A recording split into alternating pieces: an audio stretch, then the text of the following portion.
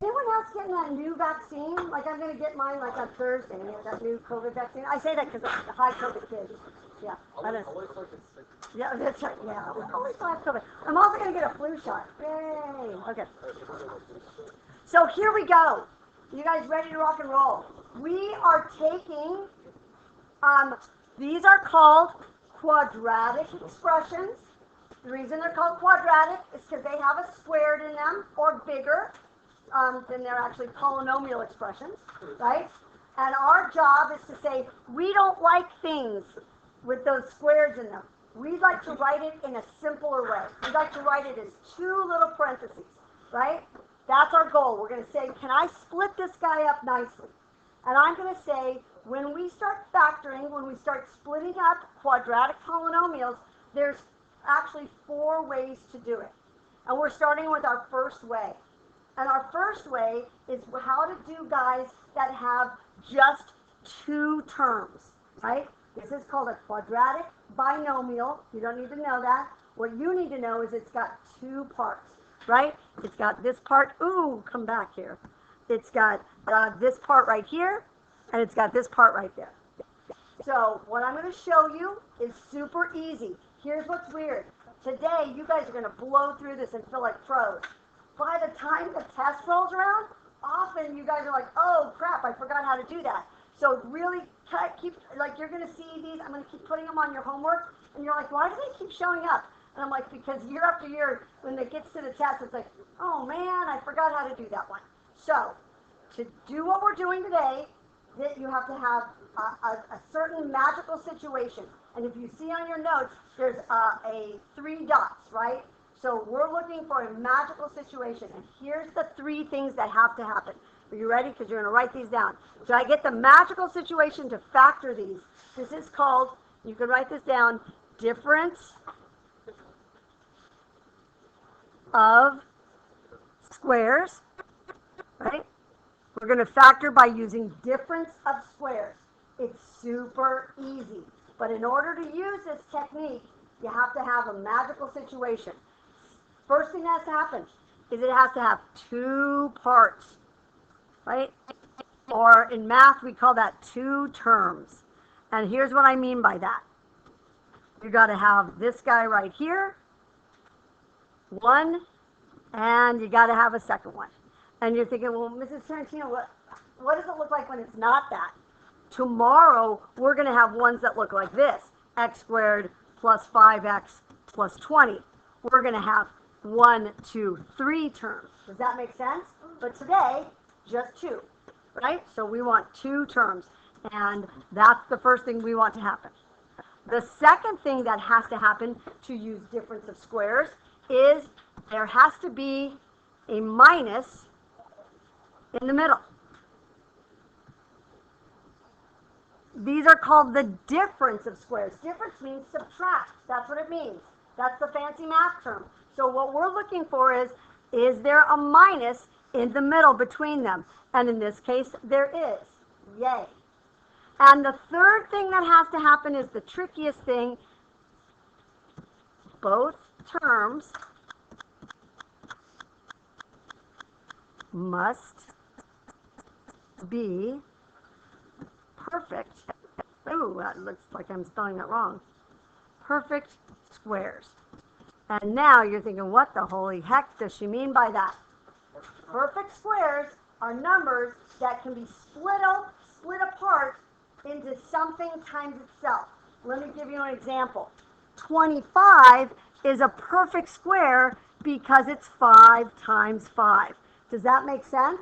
So let's go through, and I'm going to recommend on the side of your paper, I'm going to give you the perfect squares that you need to know. For example, 16 is 4 times 4. 9 is 3 times 3. Sorry, I'm running out of room. 4 is 2 times 2. 2 times 2, sorry. 1 is 1 times 1. 1 is a perfect square. Is that crazy? Everyone always forgets poor little 1. 36 is 6 times 6.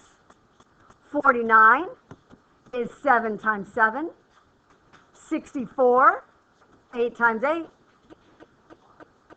81, 9 times 9, 100, 10 times 10, 121, 11 times 11. I don't usually go much higher than that. Only weirdos like me know them after that because I have no friends and no life. But if you can do that, but do you have to be able to recognize those numbers? Yeah, you do. You have to be able to be like, oh, 9, that's 3 times 3. Oh, 16, that's 4 times 4. Oh, 49, that's 7 times 7, right? So you need to know the basic perfect squares. So if the magic happens, if you have two parts, I do. If there's a minus, there is. And if I can split them evenly, x squared goes x and x, 16 gets split into 4 and 4, then we're ready to factor it. And it's super, super easy. Are you ready to see what you're going to do? You're going to be like, oh, that is so easy. So let me make some room. And once we start doing these, you're going to be like, oh, Miss Tarantino, I love this stuff because it's super easy. Okay, the magic is happening. I make 2 parentheses. I split this guy into x and x. I split this guy into 4 and 4. And here's what. I've got to have some symbols in here. I want the middle guts to go away when I claw.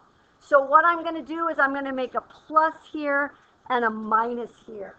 Let me show you why that works. When I claw this out, I get x squared. Then I get negative 4x and positive 4x. So they end up going away. And then I just get my 2 terms. So all we're going to do to factor tonight, you don't have to reclaw it. This is the answer I'm looking for. I'm looking for x plus 4, x minus 4. Does that make sense? So we're going to try it one together. Here we go. You guys ready? Let me get rid of this. Let me move this guy over. Okay, here's one that we're going to do. Okay.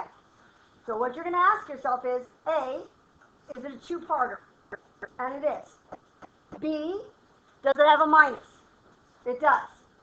C, can I split everything nicely? Yes, I can. And the minute I have everything going for me, I'm ready to rock and roll. And you're going to see how easy it is. You ready? Oh, what the hell happened? Oh, come back. Did I lose it?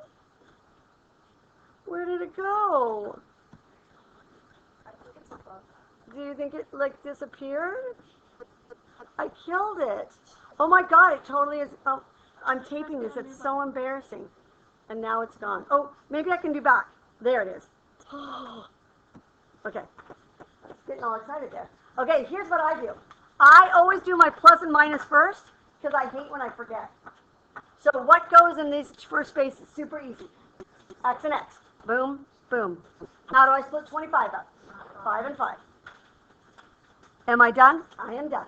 That's it. That's all you do. Yeah? Easy. Easy. Let's get the hang of it. Super easy. Okay. Let's step up our game a little bit. You guys ready? Here we go. Looks a little scary. Totally not scary. Is it a 2-parter? Yes. Does it have a minus? Yes. Can I split both terms up nicely? Yes, I can. Even though it's got the 4 in front, that's 2 and 2. That's okay. That's not going to freak me out. I'm totally up for this. So here I go. I'm going to go plus and minus. Could I go minus and plus? Yeah, whatever you like doing. I'm going to split this guy up into 2m and 2m. I'm going to split that guy up into 9 and 9. Beautiful. 9 and 9. That's it. So it. Can you try the next one? I'll bring him over. Can you try him on your own or try him with your neighbors? Here's where he is. He is on your paper. Don't let one fool you. It doesn't split up into 1/2 and 1/2. If I took the square root of 1, it's 1 times 1. It's the goofiest thing ever. That's why I put it on there. I trick everyone with that one. Some of you are looking ahead, and that's totally fine, and realizing I can do these really fast. That's why I like these, because once you get the hang of it, super easy. I start here, plus and minus. I'm going to split this up into 8x and 8x. I'm going to split that up into 1 and 1. How'd you do? Can you wiggle if you got it right? If you're feeling geniusy? Nice, nice, nice. Okay. I think on your homework, on your notes, I think that's a 4. Am I right? Okay. So 64, and is it P? Sorry, I don't know what I was thinking of. You know what? Maybe I'll just get rid of it. Hold on a second. La la la. Let me just get rid of it. I'll write it nicely. Delete. So it was 64 P4? 64 P to the 4th minus what? 49. Okay, here we go. So, a little bit trickier, but not too bad. So, I got my parentheses good to go. Plus and minus. I'm going to start in the back because I'm late. What? Because I'm lazy. I'm going to go 7 and 7. Now, that's 64. That's pretty easy. That's 8 and 8. But here's where it gets a little dicey.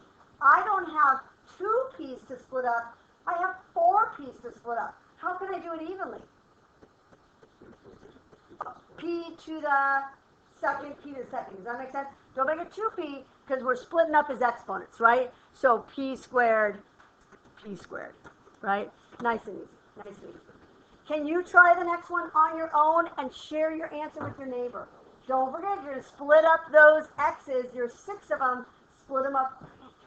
Yes? How did you go from 49 to 7? Because it's a perfect square. What 2 numbers make 49? 7 plus 7.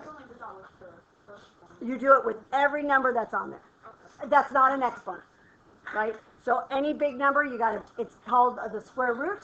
You square root it. You got it. Perfect. You got an answer you like? You guys ready? Here we go. Once you get the hang of it, it goes really fast. Plus and minus, 6 in the back and 6 in the back. I think I did 7x to the 3rd and 7x to the 3rd. Yeah? Are we okay? Don't let the exponents fool you. Just split them up. Just share them. That's totally fine.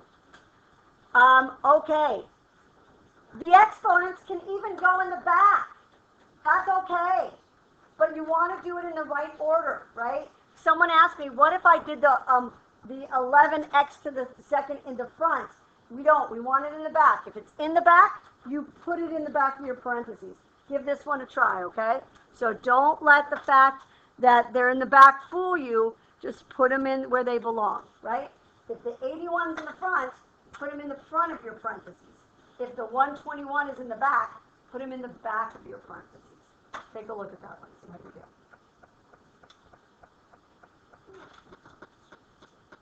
I think people are rolling pretty fast. Ooh, that is the incorrect answer. 9 and 9. 11x to the second. 11x to the second. Are we good? Ours is Yeah, ours is X2. Oh, is it? Okay, well, there you go. Do that one. Hey, the next one. I love the next one. It's a trick. And I'm saying that right now as I abuse someone to see if someone can give me the answer for the next one. Anyone brave enough to think what they think the answer is? What do you think the answer is? Sorry, I was... Huh? 4x plus 4x minus. So close.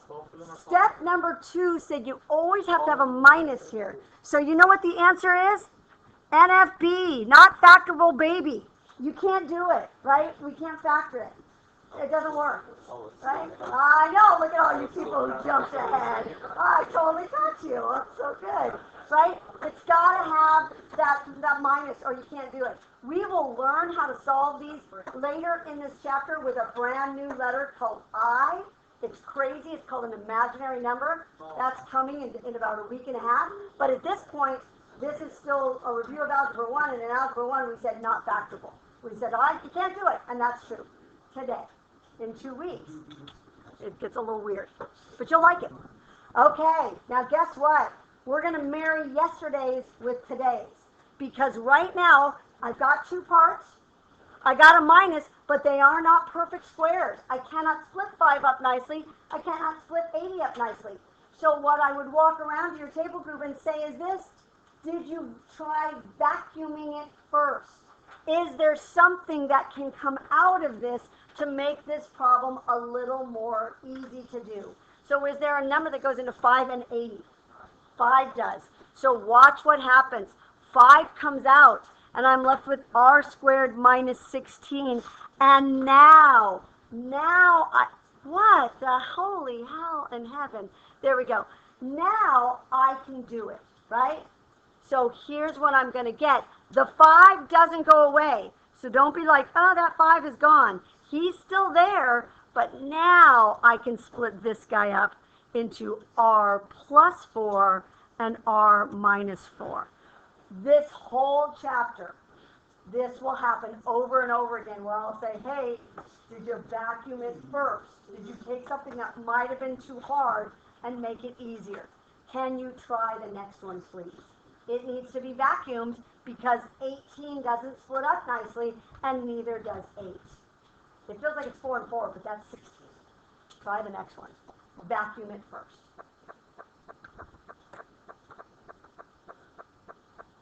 No yawning. Stop it.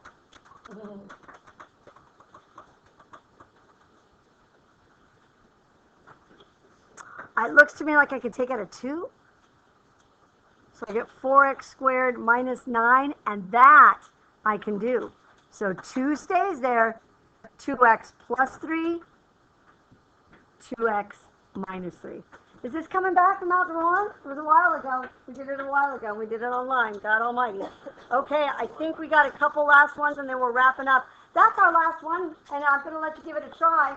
You got to have to vacuum the hell out of this one, right? Because not only can you take out some numbers, like a 2, you can take out some letters, yeah? So go ahead and take what looks scary and crazy and make it easier to do. That's what factoring is. Take a second and do it.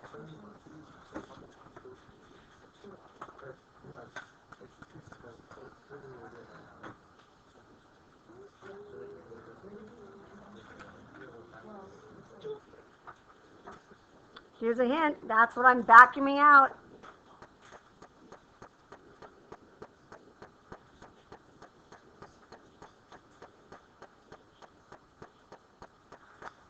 When you think you got it, you can come take a look at mine, see if I did it right. Ooh, forgot a 2 there.